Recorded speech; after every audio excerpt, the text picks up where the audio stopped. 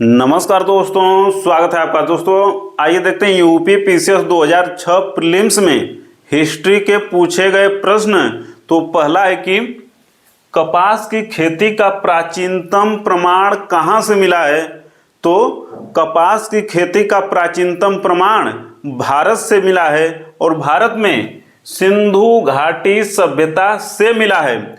दूसरा महत्वपूर्ण प्रश्न पूछा था कि धौलावीरा के संबंध में। तो देखिए, धौलावीरा सिंधु घाटी सभ्यता का महत्वपूर्ण स्थल है और कहाँ पे है, तो कच्छ गुजरात में स्थित है।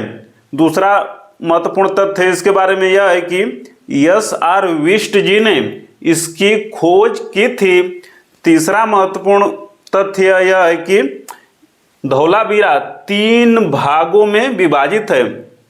सिंधु घाटी सभ्यता के अधिकांश स्थल जो हैं 2 भागों में विभाजित थे, किला और निचला नगर के रूप में, किंतु धौलावीरा 3 भागों में विभाजित है, किला, दूसरा निचला नगर और तीसरा मध्य नगर।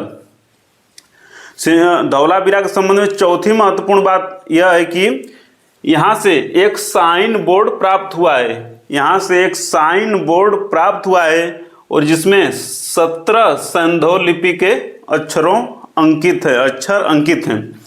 तीसरा देखिए, महत्वपूर्ण प्रश्न पूछा था जो संगम काल में जो वो संगम हुआ था, वो संगम यह का था, तो तमिल कवियों का एक सम्मेलन था। तमिल कवियों के सम्मेलन को संगम कहा गया। तो प्रथम संगम कहाँ पे हुआ था, तो मदुरा में हुआ था और इसकी अध्यक्षता अगस्त्य ऋषि जी ने की थी।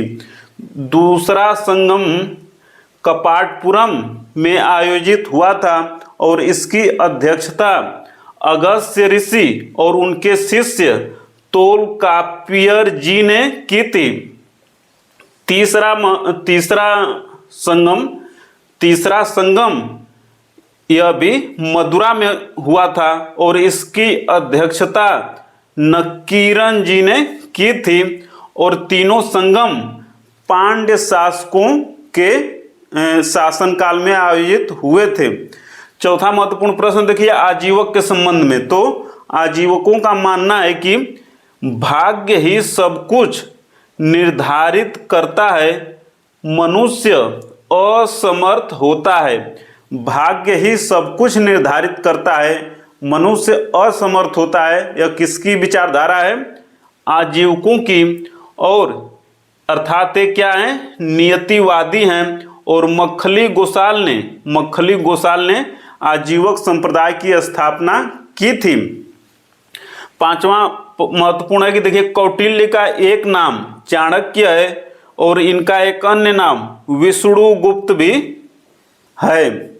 छठा महत्वपूर्ण है कि देखिए, आदि शंकराचार्य द्वारा स्थापित 4 मठ। आदि शंकराचार्य द्वारा स्थापित 4 मठ, पहला द्वारिका गुजरात में है, पुरी उड़ीसा में है, तीसरा श्रृंगेरी मैसूर में है अर्थात कर्नाटक में है, और चौथा जोशीमठ कहाँ पे है, उत्तराखंड में है। अब देखते हैं कि देखिए, बाबा फरीद के शिष्य कौन थे। तो बाबा फरीद के शिष्य थे शेख निजामुद्दीन औलिया जी और इनकी दरगाह दिल्ली में है। कथन, अगला प्रश्न कथन और कारण का है। तो कथन अर्थात असर्शन है कि नेहरू की आस्था उपनिषदों में नहीं थी। नेहरू की आस्था उपनिषदों में नहीं थी, यह कथन गलत है। कारण है कि नेहरू की दृष्टि वैज्ञानिक थी। नेहरू की दृष्टि वैज्ञानिक थी। कारण सही है और कथन गलत है। अगला देखिए, तो ये 8 महत्वपूर्ण प्रश्न पूछे गए थे, बाकी बहुत ही इजी थे। तो अब देखते हैं महाजनपदों के उदय के संबंध में बहुत ही महत्वपूर्ण तथ्य जो एग्जाम में की दृष्टि से बहुत महत्वपूर्ण है। तो सबसे पहले देखिए, पहला तथ्य है कि बुद्ध जी के समय तक 16 महाजनपदों का उदय हो चुका था और जिनका उल्लेख बौद्ध ग्रंथ अंगुत्तर निकाय में है और जैन ग्रंथ भगवती सूत्र में है। अगला महत्वपूर्ण तथ्य है कि 16 महाजनपदों में मगध सर्वाधिक शक्तिशाली महाजनपद था। नेक्स्ट इंपॉर्टेंट फैक्ट है कि मगध का उल्लेख सर्वप्रथम अथर्ववेद में हुआ था। मगध का सर्वप्रथम उल्लेख अथर्ववेद में हुआ है और वैशाली का लिच्छवी गणराज्य विश्व का सर्वाधिक प्राचीन गणतंत्र था और इसकी स्थापना 500 ईसा पूर्व में हुई थी और यह अर्थात लिच्छवी गणराज्य वज्जी संघ की राजधानी थी। वज्जी संघ की राजधानी लिच्छवी थी। और देखिए बुद्ध के समय में 10 गणराज्य भी थे। बुद्ध के समय में 10 गणराज्य थे। गणराज्य मतलब कि वहाँ वैसी शासन व्यवस्था थी जहाँ पर प्रजा ही अपने राजा का चुनाव करती थी, इसे गणराज्य कहा जाता है। और बुद्ध के समय में 10 गणराज्य थे जिनमें से 8 वज्जी संघ के एवं 2 मल्ल के अंतर्गत थे। तो इन 10 गणराज्यों को जानना बहुत ही जरूरी है क्योंकि अनेक बार एग्जाम में पूछा है। तो बुद्ध के समय के 10 गणराज्य हैं जिसमें से पहला है कपिलवस्तु के शाक्य, दूसरा है सुमसुमारगिरी के मग्ग, तीसरा है अलकप के बुली, चौथा है केशपुत्र के कालाम, पांचवा है रामगाम के कोलीय, छठा है कुशिनारा के मल्ल, सातवां है पावा के मल्ल, आठवां है पिपली वन के मौर्य, नवां है वैशाली के लिच्छवी और 10वां है मिथिला के विदेह। और मिथिला के विदेह के यहीं से मतलब सीता जी का जन्म हुआ था।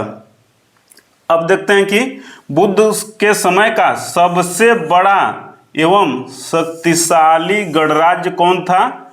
लिच्छवी था।